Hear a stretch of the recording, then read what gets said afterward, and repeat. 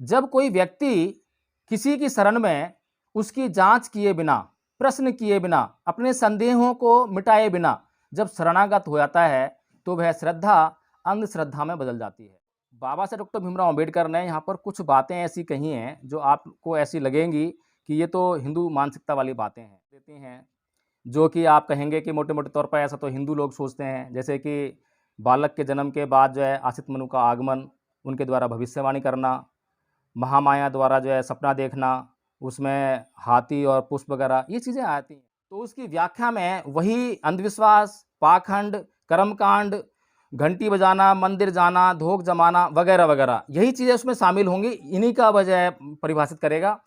उस बात को वह कभी भी छू भी नहीं पाता है। एक हिंदू या एक मुस्लिम, जितने भी संप्रदाय हैं दुनिया भर के, वे कभी भी इस बात को छू ही नहीं पाते हैं। जो जिस बात को धर्म मानते हैं कि धर्म के लिए उनके पास एक ईश्वर होना ज़रूरी है, उनका ईश्वर में विश्वास होना ज़रूरी है, आत्मा की जो थ्योरी है उसमें विश्वास होना ज़रूरी है, स्वर्ग नरक की कल्पनाओं का होना बहुत ज़रूरी है। जो इस प्रकार के अंधविश्वास और पाखंड हैं, उनमें जो विश्वास करता है उसको एक तरह से वहाँ पर धर्म कह दिया, रिलीजन कह दिया। लेकिन जो रिलीजन जिसको पूरी दुनिया समझती है, वो जो बुद्ध का धम्म है वो नहीं है। तो थोड़ा-सा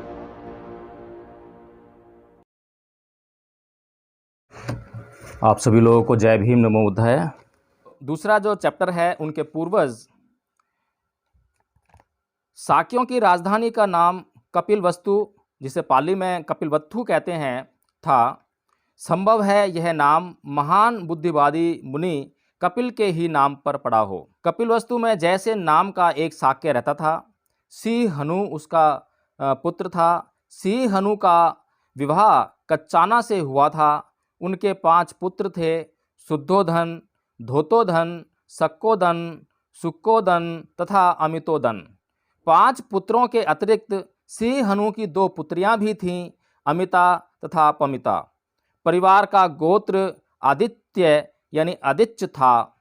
शुद्धोधन का विवाह महामाया से हुआ था, जिनके पिता का नाम अंजन और माँ का नाम सुलक्षणा था। अंजन कोल्य थे और देवदह नाम के गांव में रहते थे। शुद्धोधन एक महान योद्धा थे। जब शुद्धोधन ने अपने सैन्य पराक्रम का परिचय दिया तो उन्हें एक और विवाह करने की भी अनुमति मिल गई। उन्होंने महाप्रजापति को चुना। महाप्रजापति महामाया की ही बड़ी बहन थी। शुद्धोधन एक धनी आदमी थे। उनके पास बहुत बड़े बड़े खेत और बहुत सारे नौकर चाकर थे। कहा जाता है कि अपने खेतों को जोतने के लिए वह 1000 हल चलवाते थे। उनका जीवन बहुत ऐश्वर्यपूर्ण था और उनके अनेक महल थे। तो इस प्रकार से ये जो दूसरा पाठ है, उनके पूर्वज, यहाँ पर समाप्त होता है। और अब मैं आगे अध्यक्ष जी से कहना चाहूँगा कि अब मेरा काम समाप्त हो गया है। अध्यक्ष जी, मैं ये चाहूँगा कि अगर अनुमति हो तो जो मैंने प्रश्न किए थे शुरू में, अगर उन प्रश्नों में से डिस्कशन हो जाए, कुछ लोग अगर चाहते हो उन पर डिस्कशन करना, तो वो ज़्यादा इम्पोर्टेंट रहेगा। क्योंकि जो चैप्टर्स हैं ये सारे ऐतिहासिक पृष्ठभूमि से जुड़े हुए हैं, इनमें धम्म की चर्चा नहीं है। तो अगर वो, क्योंकि बौद्ध धर्म के प्रचार प्रसार में उन प्रश्नों का होना और उन प्रश्नों के जवाब होना बहुत ज़रूरी है। अगर किसी के मन में कोई प्रश्न हो तो पहले वो आमंत्रित किया जाना चाहिए कि क्या प्रश्न है, क्या सोचते हैं, क्या उनकी राय है। हमारे साथ में आज की जो मीटिंग चल रही है उसमें 61 पार्टिसिपेंट्स हैं, 61 लोग हैं मौजूद। तो जो 61 लोग हैं वे सभी जो हैं बहुत जागरूक लोग हैं। अगर उनके मन में किसी प्रकार का प्रश्न उठ रहा है जिसको हम चर्चा का विषय बना सकते हैं, चर्चा कर सकते हैं, तो कृपया करके वे करें। जय भीम, नमो बुद्धाय। मंत्री जी, प्रश्न करने के लिए बहुत बहुत धन्यवाद। क्योंकि जब तक हमारे मन में प्रश्न नहीं होंगे तो हम लोग जो है समाधान तरफ नहीं बढ़ेंगे।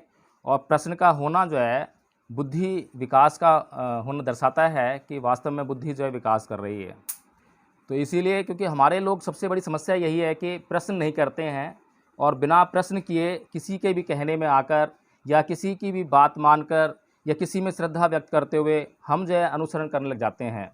और परम पूज्य बाबा साहब डॉक्टर भीमराव अम्बेडकर ने जो व्यक्तित्व इस देश में प्राप्त किया इंटरनेशनल लेवल का, उस व्यक्तित्व में श्रद्धा रखकर या उसका सम्मान करते हुए जो 14 अक्टूबर सन 1956 को लाखों लोगों ने धम्म की दीक्षा ली।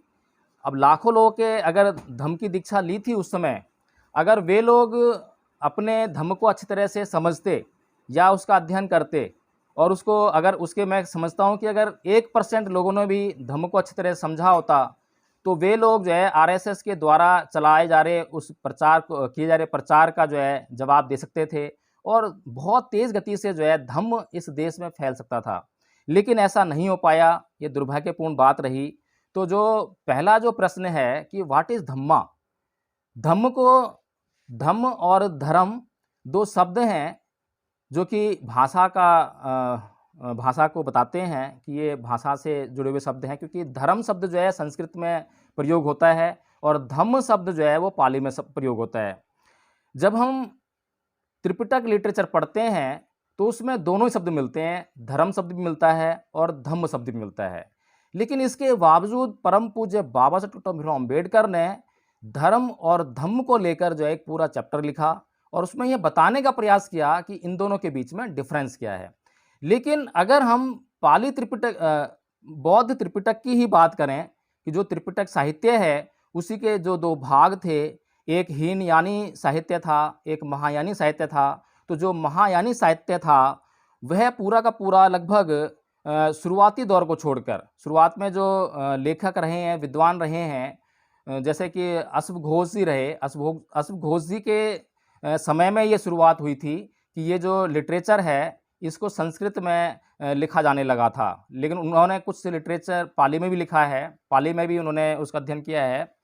तो संस्कृत में जब इसको इस्तेमाल करते हैं शब्द को, तो यही शब्द जो है धर्म हो जाता है और पाली में जब इस्तेमाल करते हैं तो धम्म हो जाता है। तो इस तरह से अगर हम बात करें कि बुद्ध ने जो धम्म या धर्म की जो व्याख्या दी थी, इस संदर्भ में तो कोई अंतर नहीं है। लेकिन बाबा साहब डॉक्टर भीमराव अम्बेडकर दुनिया भर के लोगों से ये कहते हैं कि वे बौद्ध धर्म को धर्म मानने से इनकार कर देते हैं। तो वे कहते हैं कि ये तो अच्छा ही है धर्म के लिए, बुद्ध के धम्म के लिए, कि अगर वे लोग जो हैं इसको धर्म नहीं मानते हैं और जो जिस बात को धर्म मानते हैं कि धर्म के लिए उनके पास एक ईश्वर होना ज़रूरी है, उनका ईश्वर में विश्वास होना ज़रूरी है, आत्मा की जो थ्योरी है उसमें विश्वास होना ज़रूरी है, स्वर्ग नरक की कल्पनाओं का होना बहुत ज़रूरी है। जो इस प्रकार के अंधविश्वास और पाखंड हैं, उनमें जो विश्वास करता है उसको एक तरह से वहाँ पर धर्म कह दिया, रिलीजन कह दिया। लेकिन जो रिलीजन जिसको पूरी दुनिया समझती है, वो जो बुद्ध का धम्म है वो नहीं है। तो थोड़ा सा बहुत बारीक अंतर है, इसको हमें समझना चाहिए। ऐसे ही कोई सवाल करता है कि भाई हम तो हिंदू धर्म को मानने वाले हैं, तुम बौद्ध धर्म को मानने वाले हो। अब यहाँ पर हमारे लोग जो हैं थोड़ा सा विवाद में पड़ जाते हैं और उल्टे सीधे आर्गूमेंट मुझे देखने को मिलते हैं। हमें सीधा सीधा हम ये बात कह सकते हैं कि देखिए भाई, आप अगर हिंदू धर्म को मानने वाले हैं तो आपके हिसाब से धर्म है क्या? जब वह धर्म की व्याख्या करेगा तो उसकी व्याख्या में वही अंधविश्वास, पाखंड, कर्मकांड, घंटी बजाना, मंदिर जाना, धोख जमाना वगैरह वगैरह, यही चीज़ें उसमें शामिल होंगी। इन्हीं का वजह परिभाषित करेगा। उस बात को वह कभी भी छू भी नहीं पाता है। एक हिंदू या एक मुस्लिम, जितने भी संप्रदाय हैं दुनिया भर के, वे कभी भी इस बात को छू ही नहीं पाते हैं। और जबकि बहुत ही सिंपल सी बात भगवान बुद्ध ने कह दी है कि सब पापस्य अकर्णं कुशलस्य उपसंपदा चित्त प्रयोदपनं एतं बुद्धानुशासनं। अब ये इतने कम शब्दों में और इतनी बड़ी बात को समझा देना, ये किसी भी धर्म के, किसी भी जो दुनिया भर के जो धर्म हैं, उन लोगों ने इस बात को छुआ तक नहीं है। हालांकि वे लगभग हर धर्म जो है आंशिक रूप से सदाचार की बात करता है, अच्छे कर्म की बात करता है, लेकिन कुछ जितने भी ये संप्रदाय हैं, ये विद इन देम, यानी कि उनके भीतर तो सदाचार की बात करता है, लेकिन जैसे ही दूसरे संप्रदाय से उनका साक्षात्कार होता है, संपर्क होता है, तो वहाँ पर वे उससे कटुता पैदा करने लगते हैं। ये बेसिक डिफरेंस है। जबकि बुद्ध का धम्म जो है वो मनुष्य को मनुष्य समझता है। वह मनुष्य को एक सांप्रदायिक, एक सामुदायिक, एक वर्ग से निहित व्यक्ति नहीं समझता है कि ये इस संप्रदाय का है, ये इस वर्ग का है, ये इस जाति का है, ये इस भाषा का है, इस क्षेत्र का है।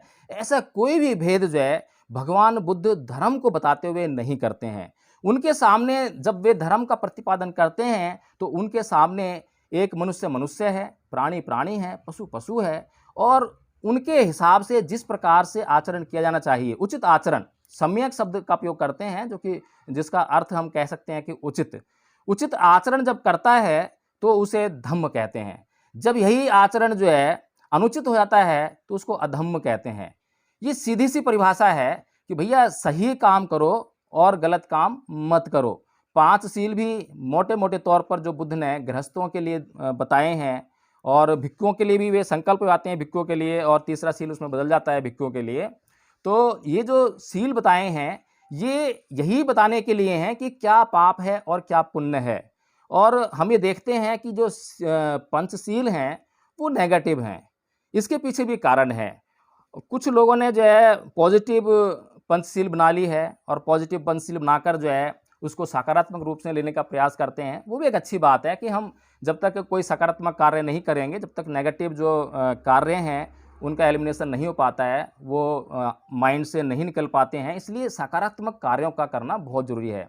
लेकिन क्योंकि बुद्ध ने पंचशील दिए हैं, और पंचशील जो हैं वो निषेधात्मक, नकारात्मक नहीं, निषेधात्मक टर्म से हैं, तो वो निषेध करते हैं।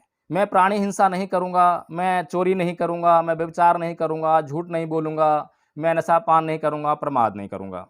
तो ये कारण यह था कि जो पॉजिटिव टर्म है उसको अगर हम परिभाषित नहीं करते हैं, और कहीं पर भी परिभाषा देने में अगर चूक हो जाती है, आंशिक रूप से भी चूक रह जाती है, कहीं जरा-सा भी रूम रहता है, जरा-सी जगह रह जाती है किसी के लिए, तो वहाँ पर जो है उसके लिए पाप कर्म की व्यवस्था हो जाती है, पाप कर्म करने की इजाज़त उसको मिल जाती है। इसीलिए बुद्ध ने, क्योंकि पॉजिटिव टर्म जो है उसको क्या करना है ये परिभाषित नहीं किया जाता, बहुत ही विस्तृत होता है, इसलिए क्या नहीं करना है उसको परिभाषित करने का काम किया। तो इस प्रकार से जो है ये व्हाट इज़ धम्मा, मेरे हिसाब से तो इतना काफ़ी है इसमें। इतना ही अगर हम डिस्कस कर लें कि भाई देखिए, बुद्ध का धम्म तो सिर्फ सदाचार की बात करता है, और अच्छे काम करने चाहिए, बुरे काम नहीं करने चाहिए, और इन दोनों के भेद को जानने के लिए एक अच्छे चित्त का निर्माण करना चाहिए। इतना जो है धम्म है। इसके आगे और समझने के लिए फिर डीप में जाना पड़ेगा। फिर बहुत मतलब जो है आगे जाके जो है कि आपका प्रतीत समुत्पाद का नियम है, उसको अच्छी तरह समझना पड़ेगा कि हम और एक बात और मैं यहाँ चर्चा करना चाहूँगा कि मैं कई सत्संगों में भी मतलब जो है गया हूँ, कई लोगों के पास बैठा हूँ, बहुत से संप्रदायों से मिला हूँ। सभी लोग कहते हैं कि भाई पाप नहीं करना चाहिए, आलस नहीं करना चाहिए, और लोभ नहीं करना चाहिए, लालच नहीं करना चाहिए, अहंकार नहीं करना चाहिए। बहुत ही मोटी-मोटी बातें हैं, ये तो सभी जानते हैं कि नहीं करना चाहिए। 5 साल का बच्चा भी जानता है कि नहीं करना चाहिए। भगवान बुद्ध की एक कहानी भी प्रचलित है इस मामले में। चीन के राजा की कहानी प्रचलित है, जिसमें चीन में एक भिक्षु जाता है, तो उस भिक्षु को जो है वह राजा अपने दरबार में आमंत्रित करता है, और उस भिक्षु से वह राजा पूछता है कि व्हाट इज़ धम्मा। तो वही कहानी, वही गाथा गाकर जो है वो भिक्षु बताते हैं। तो राजा बोलता है कि अरे ये तो बहुत मामूली सी बात है, इसमें तो ये तो 5 साल का बच्चा भी जानता है। तो वो भिक्षु कहते हैं कि हाँ महाराज, 5 साल का बच्चा भी ये बात जानता है, लेकिन उसका आचरण करने में वो सफल नहीं होता है। आचरण करने में तो 60 साल का बुढ़ा भी सफल हो जाए, बहुत बड़ी बात हो जाएगी। तो कहने का मतलब यही है कि ये जो धम्म है, धम्म के बारे में लगभग सभी संप्रदाय बात करते हैं, मोटी-मोटी बातें करते हैं कि अहंकार नहीं करना चाहिए, घमंड नहीं करना चाहिए, चोरी नहीं करनी चाहिए। ये बहुत ही मतलब हर एक व्यक्ति जानता है, लेकिन इसको मन के भीतर से कैसे निकाला जाए, मन में कहाँ से उत्पन्न होता है, इसकी जड़ क्या है, इस बात की तह तक केवल और केवल बुद्ध ही पहुँचे हैं। और उस बात की तह तक पहुँचने के लिए जो प्रतीत्य समुत्पाद का जो नियम है, अविद्या पच्चय संखारा, संखारा पच्चय विज्ञान, विज्ञान पच्चय नाम रूप, नाम रूप पच्चय षडायतन, षडायतन पच्चय फस्सो, फस पच्चय वेदना, वेदना पच्चय तणहा, तणहा पच्चय उपादान, उपादान पच्चय भव, भव पच्चय जाति जरा, शोक परिदेव दोमनस्युपायासा। इतनी सारी जो लंबी कहानी चल रही है, इतना जो दुख हमारे जीवन में आ रहा है, उस दुख का कारण कहाँ है? हर एक दुख, आप किसी भी दुख की बात कर लीजिए अपने जीवन में, जो है जो दुख उत्पन्न हो रहा है, उसका जो मूल कारण जो है वो अविद्या में है। अविद्या पच्चय संखारा, आपकी अविद्या से ही संस्कार का जन्म हुआ, उसके बाद जो है ये सारी कड़ियाँ उत्पन्न होने लगी। तो कहने का मतलब ये है कि जो व्यक्ति सूक्ष्म रूप में जाकर, मोटे-मोटे तौर पे तो अगर वो गृहस्थ व्यक्ति है और मोटा-मोटा जीवन जीना चाहता है, तो उसके लिए ये बात काफ़ी है कि वह व्यक्ति जो है सिर्फ और सिर्फ पंचशील का पालन करने लग जाए, और मोटे-मोटे जो भी अच्छी तरह जानता है कि भई ये अच्छे काम है उनको करा जाए, और जो बुरे काम हैं उनको छोड़ दिया जाए। ये मोटी-मोटी बात है।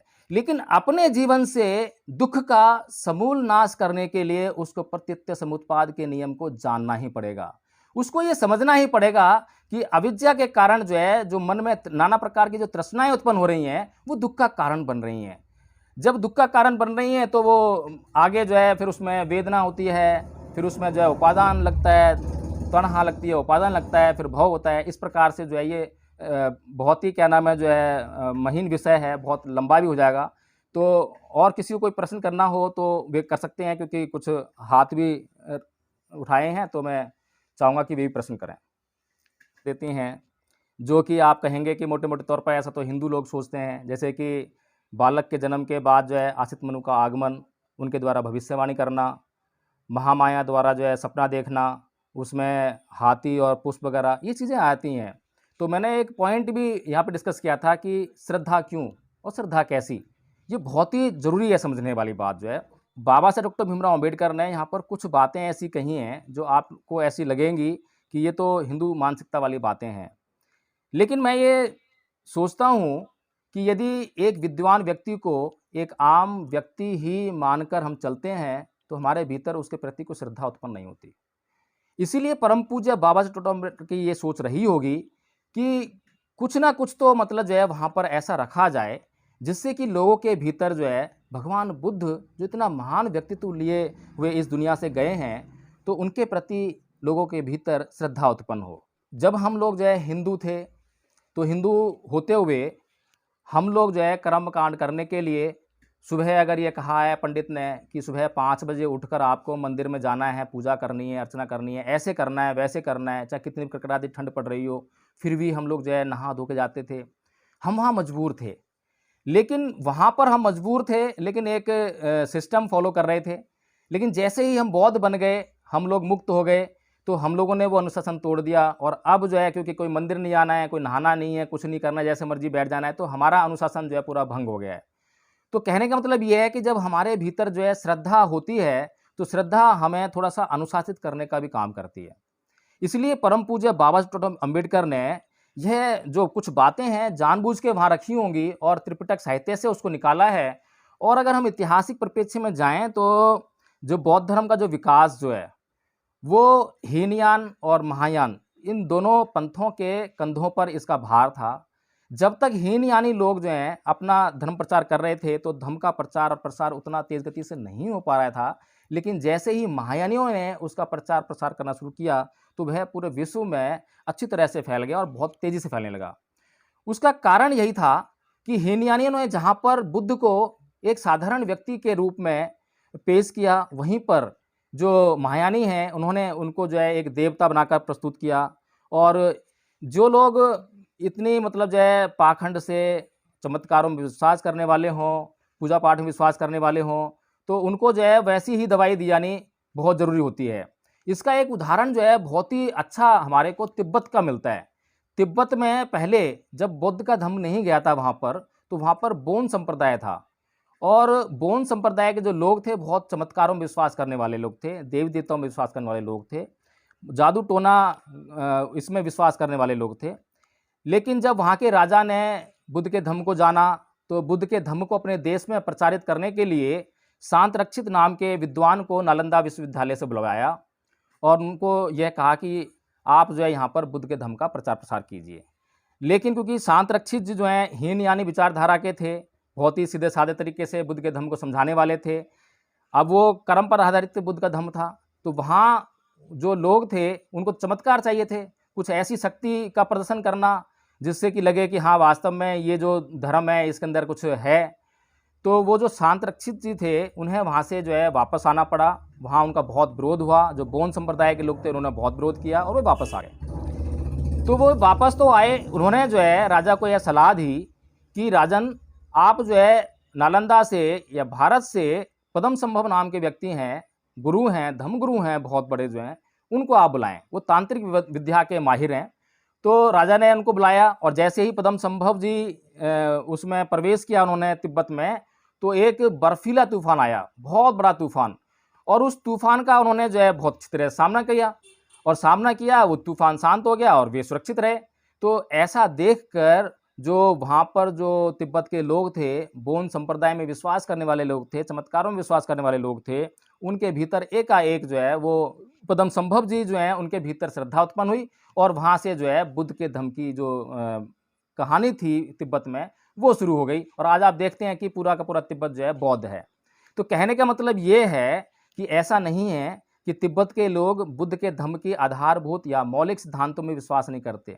वे जो मौलिक सिद्धांत हैं उनमें पूरा विश्वास करते हैं, पंचशील का पूरा पालन करते हैं, अच्छी तरह पालन करते हैं, बल्कि हमसे ज़्यादा पालन करते होंगे। लेकिन उसके साथ ही उनमें एक दैवीय शक्ति के रूप में वे बुद्ध को देखते हैं, चमत्कार शक्ति रूप में भी बुद्ध को देखते हैं। तो ये सब बातें हैं।